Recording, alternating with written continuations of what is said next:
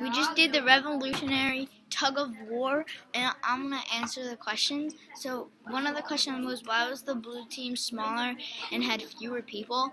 Well, they had smaller and fewer people because England had like way more people. Like, this is England and this is like America. America had like this much people. England had like a lot of people, and then they had way more fewer and smaller people because those people were like usually like some of them were slaves who were just given a gun to get to like fight for them, and like the people were smaller because some of them were like fishermen, some of them were like salesmen, and yeah, and then the next question is, why is the red team bigger with more people?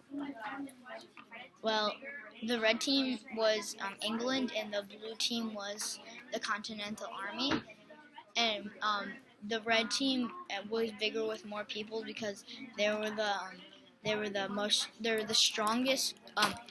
They were the strongest army in the whole. They're the strongest army in the whole world, and they could conquer like anywhere. Like they could conquer the whole United States. They could conquer like North. They could conquer they could conquer anywhere, and so that's why that's how they're bigger and with more people. And then the next question is, why did the white team come into the tug of war late? Well, they came in. The white team was like the reinforcements kind of. They came in there late because it's like Spain and France didn't start in the war. They came in the war in like a little bit after they started. They came in like, let's say I don't know, like three, maybe like two, like 1 year after the war started, and that's why they came in late. And then next question is, why did the blue team offer a prize if they why did the Continental Army offered a prize if they won, but why not the red team? Well, and then it's because the red team was the British, and the British are they just want to conquer America.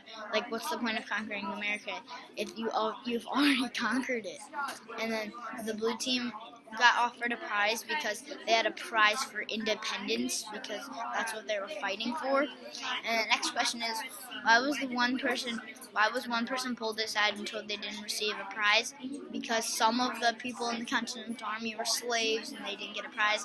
After the Revolutionary War, they just went right back to being a slave. And so why was the white team to cheer for the blue team? Because the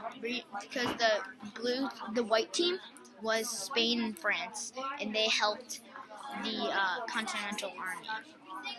And then 7, why did half of the red team have to start so far away? Because because they were fighting way away from home. Like, they were fighting all the way from England, because England was offense and their defense, and so that's why. And then number 8 is, why does the red team had to pull the rope so far? Why did the blue team only have to? Oh, I just answered that. Because England was offense and the Continentals were defense. Like, England decided to attack them, and the Continental Army didn't decide to attack them. And then 9, if your opinion was a good way to learn about the big ideas in the Revolutionary War, why not? If your opinion was this a good way to learn? This was a good way because it explained how the war happened, and how it had like the main parts of it, not like the little parts of it. It had like the big main parts of it, and then that's why.